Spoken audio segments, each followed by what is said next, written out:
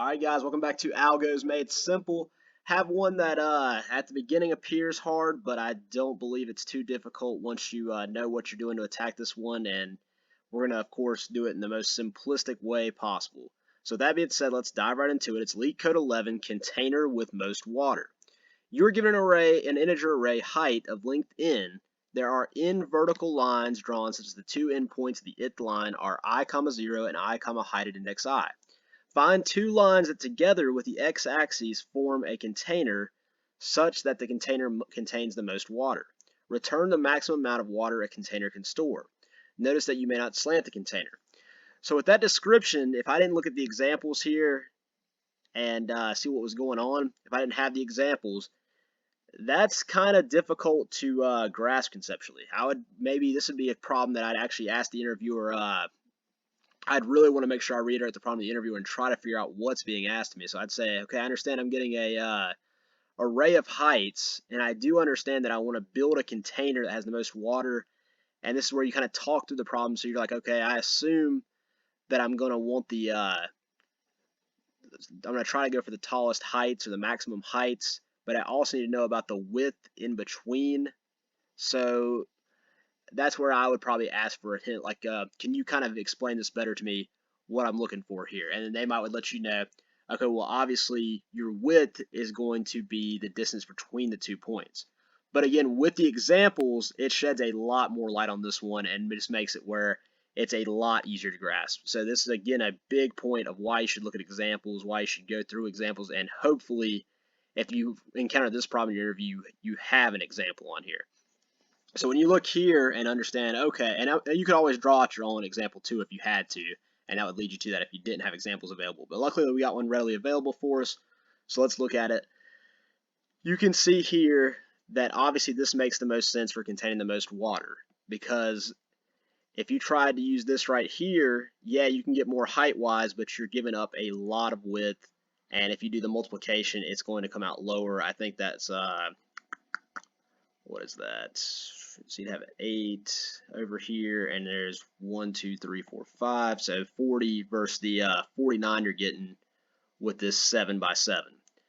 So as you can see here with your array, you got your different heights, your different possibilities. So you could do a 1 by, so like your height, you can't go over your min height between the 2 points. So if you have 1 and 7, your height is 1. That's the most water you can get in there height-wise, because anything more is going to spill over and you can't slant the container.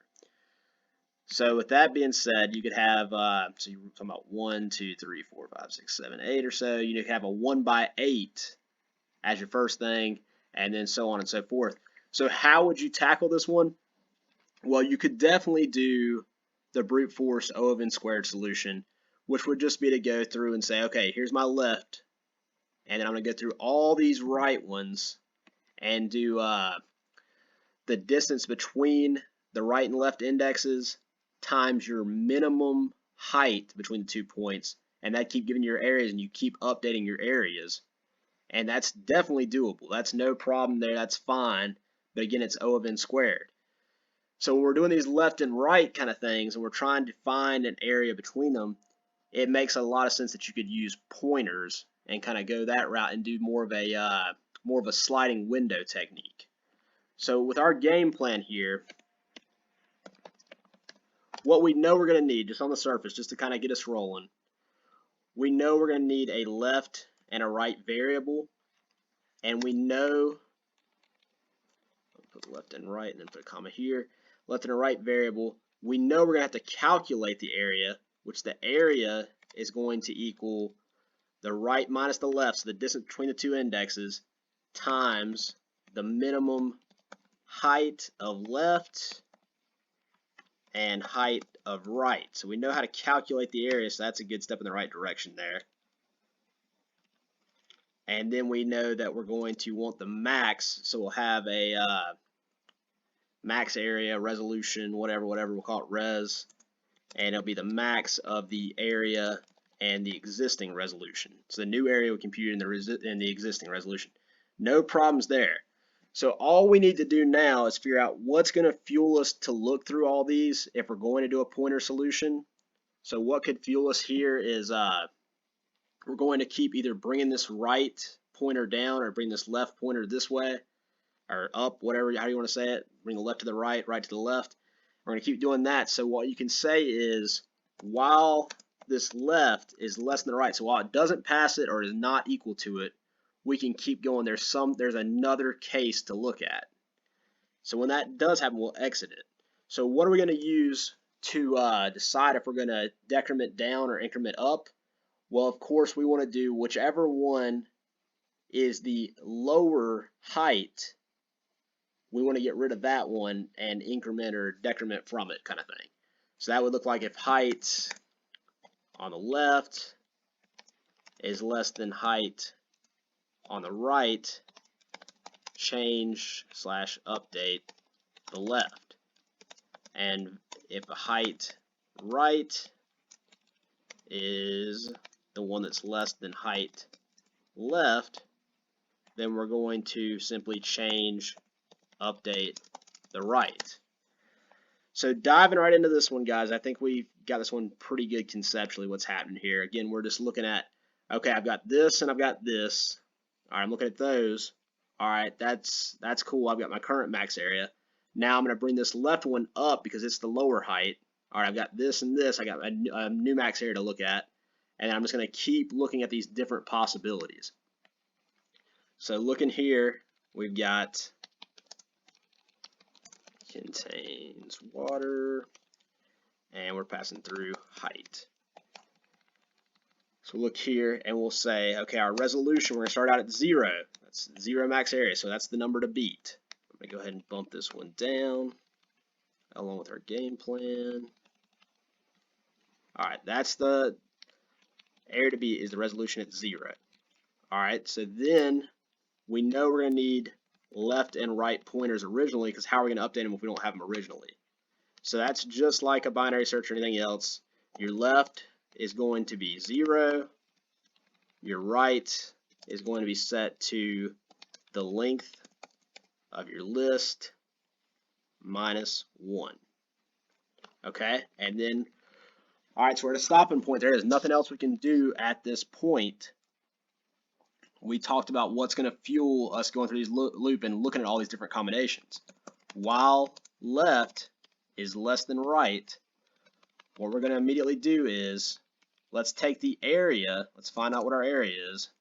So again, that was right minus left because that gives us the width, and because area is length times width, and our length is going to be the minimum of height left and height right. So that's going to give us our area right there. Then of course we're just going to have our res, which equals the max of area and the max of res, whichever one's the highest. So then all we have to figure out is, okay, we've looked at that possible combination. How are we going to update this combination, which we talked about in our game plan? If the height of left is the one that's less than the height of right, then we just simply want to bump this left up and change it. So we want to move from here to there. All right. And then if that's not the case, if our height at right is less than our height at left, then we want to change our right instead. So do right minus equals 1. So we'll go from here to there. All right. And then if they're equal, you can literally change either one. It does not matter. It's not going to impact the problem. But we'll go ahead and say right minus equals 1. So you can update that one. And they're just going to consistently update, giving us a look at every different combination while we're keeping track of the max, keeping track of the areas, etc., until we get to a point where this left passes this right or meets up with this right. So after all of this, once we exit this while loop, all we have to do is just return the resolution. Simple as that, guys. It's O of n on this one, whereas the O of n squared solution is just as simple, but I think this is just as simple and obviously a lot more efficient and probably what you're looking for. Of course, the O of n squared, your fuel, instead of this while left less than right, you would just be pulling all the things for left, so all the different height combinations for left, and comparing them to the right. So your right would be left plus 1 to the range of the heights or whatever, and you would just keep looking through, keep looking through, keep looking through, and find those combinations that way. Or you can find the combinations this way, where we're changing the left or the right pointer based on which has the lower height. So thanks for watching, guys. Hopefully this one cleared this up pretty dang good. And I think it's a simpler problem than what it appears on the surface, especially when you're just reading the description. Again, a perfect example of why to use examples. And let's keep getting after these guys. If you have a simpler way to do this one, or something that you think I should have explained a little bit better, or you have a different way to explain it, I would love to hear it and utilize it, and everybody else would as well. So thanks, guys.